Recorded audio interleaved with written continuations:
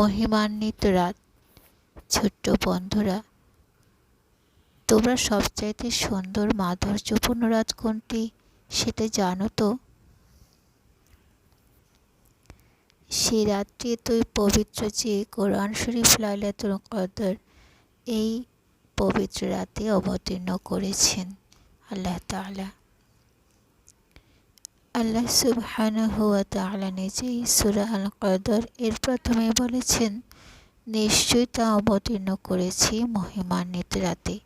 অর্থাৎ নিশ্চয়ই বা ইন্না বলার কারণ হচ্ছে একদম নির্দিষ্ট করে বোঝানো, নিঃসন্দেহে এই রাতেই। আনজালনাহু শব্দটিতে হো অর্থ তাকে অবতীর্ণ করেছি, তাকে কোরআনকে, ফি লাইলাতুল কদরি মহিমান্বিত রাতে। কোরআন শরীফ আমাদের জন্য আল্লাহর নেয়ামত, রহমত, বরকতের মাধ্যম।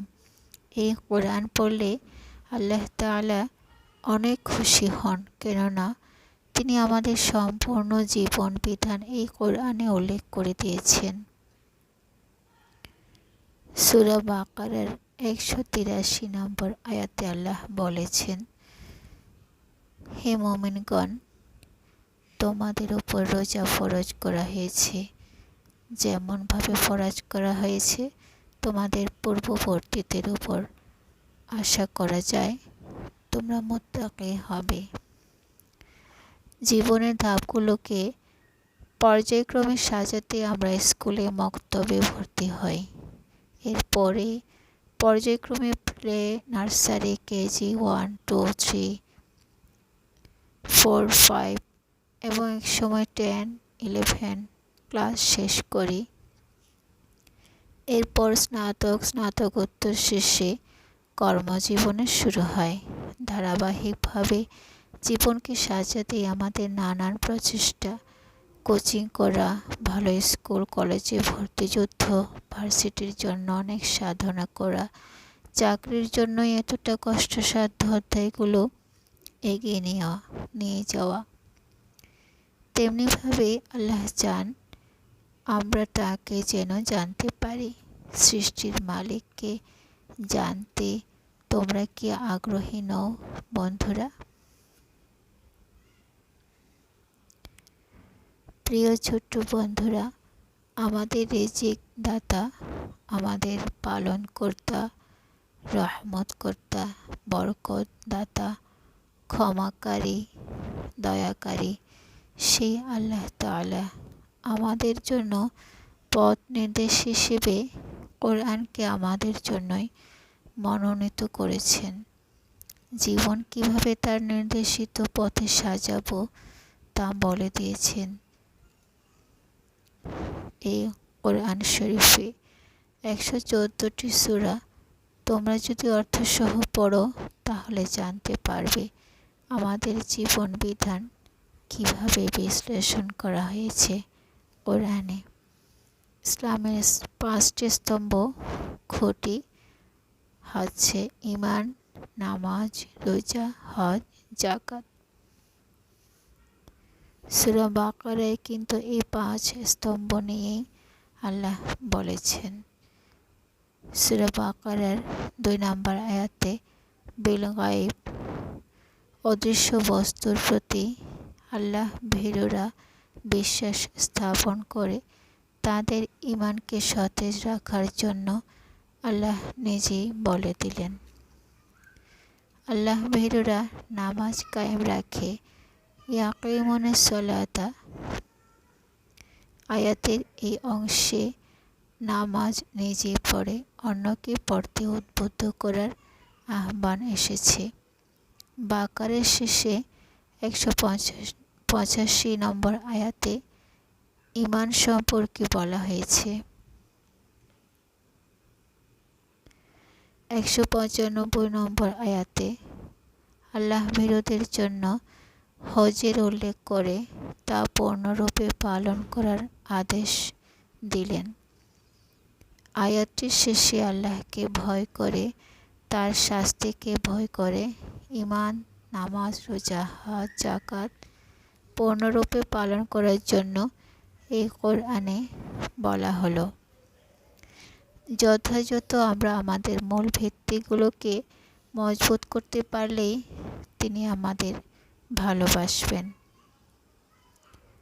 194 নম্বর আয়াতে আল্লাহ বলে দিলেন,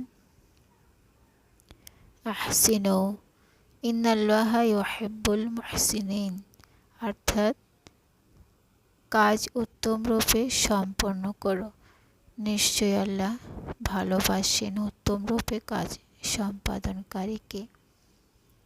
তাহলে বুঝতে পেরেছ তো আল্লাহকে কিভাবে খুশি করা যায়। তাকে খুশি করার জন্যই তিনি নিজেই তার প্রিয় বান্দাদের জন্য এই কোরআনকে মহিমান্বিত রাতে অবতীর্ণ করলেন। প্রিয় বন্ধুরা, কোরআন অবতীর্ণ করে এই রাতকে অনেক মর্যাদাপূর্ণ করার পরে এই মহিমান্বিত রাত সম্পর্কেও আমাদের অবহিত করলেন। লাইলাতুল কদরি খায়রুম মিন আলফি শাহরি, মহিমান্বিত রাতটি 1000 মাস অপেক্ষা শ্রেষ্ঠ। আমাদের জীবন কারোর 40 বৎসর, কারোর 50 অথবা 60, 70, অনেকে 80 বছর পর্যন্ত। জীবনের এই সামান্য সময়টিতে রোজার মাসের একটি রাত লাইলাতুল কদর, এর মর্যাদা 1000 মাসের চাইতে উত্তম। আলফি অর্থ 1000, শাহরিন অর্থ মাস। কতটা রমজান আমরা পাবো কেউ জানে না, কিন্তু এক রাতের লাইলাতুল কদর পেলে 1000 মাসের চাইতে সৌভাগ্য আমাদের পাওয়া হবে।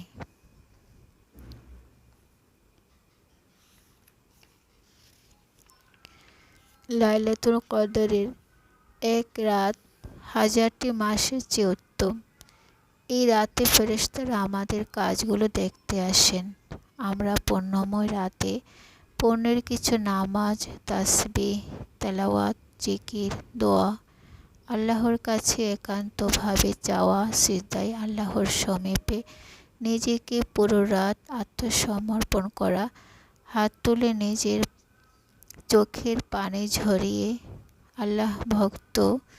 আল্লাহ ভীরু বান্দা পাপ মোচনের জন্য ক্ষমা চাওয়া, হালাল রুজির বরকতের জন্য সাহায্য চাওয়া, বিপদ আপদ, হিংসা, জুলুম, অন্যায় হতে, পাপাচার হতে বেঁচে থাকার নিমিত্তে নিজের ঈমান আমলকে পূর্ণ করার জন্য দোয়ারত সেই ভীরু বান্দা সম্পর্কে খোঁজ নিতেই আল্লাহ নিজেই ফেরেশতাদের আমাদের কাছে পাঠান। সেই শান্তির রাত এতটাই নির্জীব, শান্ত, পবিত্র, অঝোর ধারায়, অবারিত ধারায় সেই রাতে পুণ্যবান ব্যক্তিকে পুণ্যগুলোকে আল্লাহ তাআলার রহমতের দরজা খুলে দিয়ে অঢেল রহমত রাজি দিতে থাকবেন, পুণ্য দিতে থাকবেন ফেরেশতাদের মাধ্যমে, যা হয়তো আমরা চোখে দেখি না, কিন্তু মুত্তাকি, প্রেমময়ী, পরহেজগার, ইমানদার, আল্লাহ ভক্ত ব্যক্তিরাই বুঝতে পারবে আল্লাহর সে নেয়ামত। ভোর হওয়া পর্যন্ত তা বিস্তৃত থাকবে। এই রাতের ইবাদতের সওয়াব 1000 মাসের সওয়াবের চাইতে উত্তম। ফেরেশতারা পবিত্র, তারা নিজেরাই ইবাদতে মশগুলরত বান্দাদের জন্য ক্ষমা চাইবেন। ছোট্ট প্রিয় যারা, তারা এই রাতের নেয়ামত কি পেতে চাও? সূরা আল কদর সূরাটি বেশি বেশি করে অর্থসহ পড়বে। রোজায় সর্বসম্মতক্রমে 27 রোজার রাতকে লাইলাতুল কদরের সেই মহিমান্বিত রাত বলা হয়। শান্তির রহমতের বার্তাবাহক ফেরেশতাগণ রুহুল কুদ্দুস জিবরাইল আলাইহিসসালাম পৃথিবীতে আসবেন আমাদেরকে শান্তির এক সনদ দেবার জন্য, যে সনদটি কবর, হাসর, পুলসিরাত, জান্নাতে যাবার জন্যে আমাদের গলায় পরানো হবে। সেই সনদটি হচ্ছে নাজাতের সনদ, মুক্তির সনদ। রহমত, বরকত, নাজাত 3 ভাগের এই রোজায় শেষের ভাগটি আমাদের নাজাত এর সার্টিফিকেট। সনদটি আমরা সবাই পেতে চাই ইনশাআল্লাহ, আল্লাহর অশেষ রহমতের উসিলায়। আর সেজন্যই আমরা বেশি বেশি পড়ব। ইন্নাহু আলিমুম বিজাতিস সুদূর। আল্লাহ মনের ভেতরের কথাগুলি জানেন। ওয়া হুয়া আলা কুল্লি শাইইন কদির। তিনি প্রত্যেক বস্তুর উপর পূর্ণ ক্ষমতাবান। ওয়া হুয়া খায়রুল হাকিমিন। তিনি উত্তম প্রতিদানকারী।